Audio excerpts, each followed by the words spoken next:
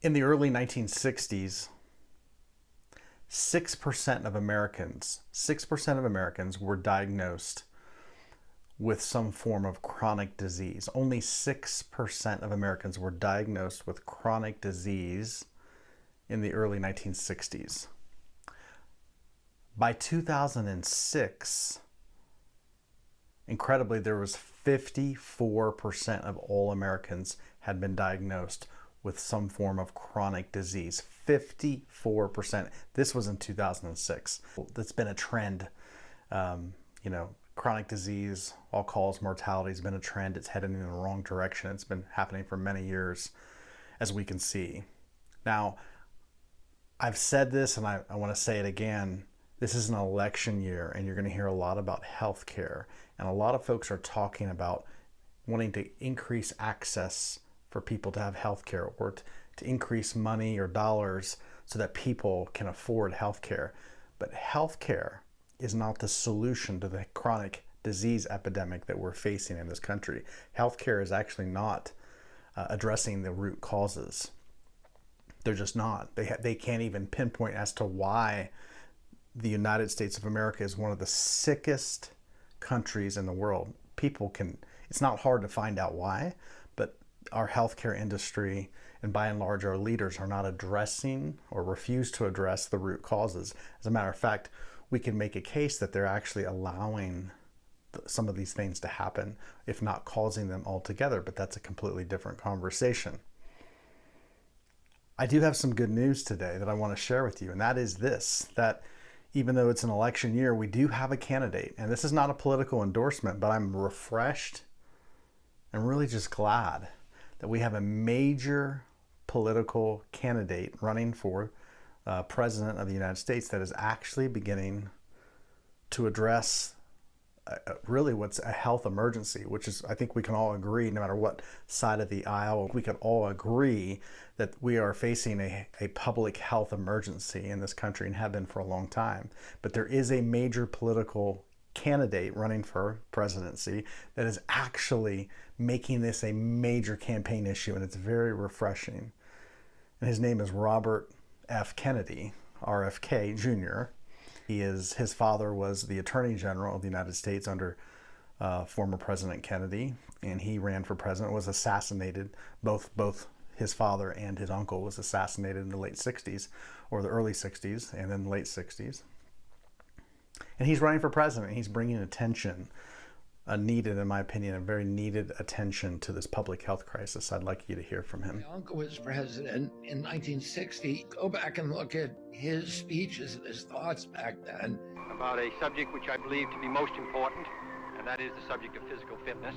And he was extraordinarily distressed at that point. And if he could look at Americans today, he would be in shock, because we are so sick. When he was in office, obesity was at 13%. Today it's at 45%. 75% of Americans are overweight.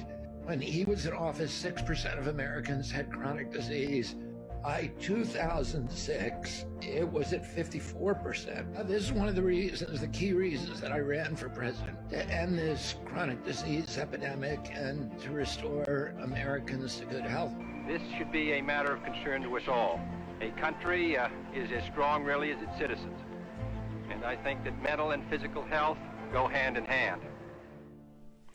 Such encouraging words coming from a major political party candidate. And again, that's not an endorsement, but I just felt that it was just so important to bring attention to what he's been saying, because it affects all of us. Now, if you're listening to this, let me just encourage you, and it's really incumbent upon all of us. Obviously, our leaders have a role to play. Healthcare professionals, they have a role to play, but we all have a role to play in our own health. We should all be invested in our own health. See, I hear people say all the time that they can't afford, right? And I'm a life coach by profession. And I hear people say all the time, oh, they can't afford coaching.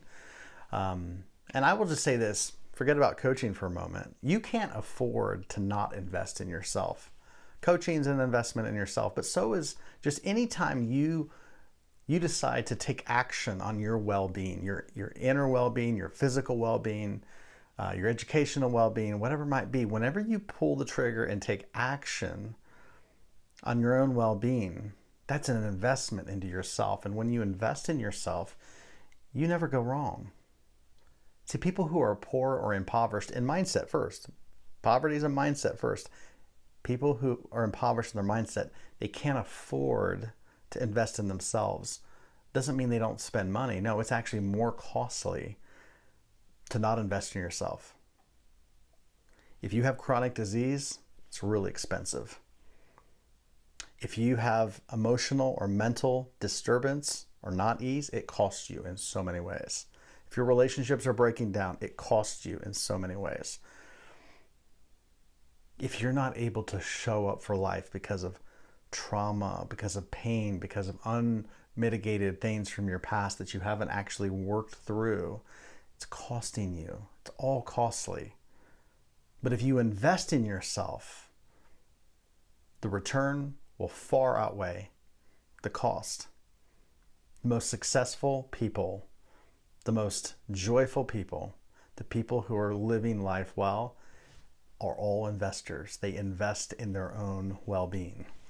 It's the most loving thing you can do for anybody, is to invest in your well-being. Let me encourage all of us today to begin investing to your physical health. Start paying attention to the foods you're putting in your body. Let me encourage you to start investing in your emotional, mental, spiritual health. The most loving thing you can do, both for yourself, for those you love, and for the world, is to become the best version of yourself. The most loving thing you can do, the most loving thing any of us can do for ourselves, for our family, and for the world at large, is to become the best version of yourself, physically, mentally, emotionally, and spiritually. This is the opportunity facing all of us right now. Let me encourage you to invest in yourself.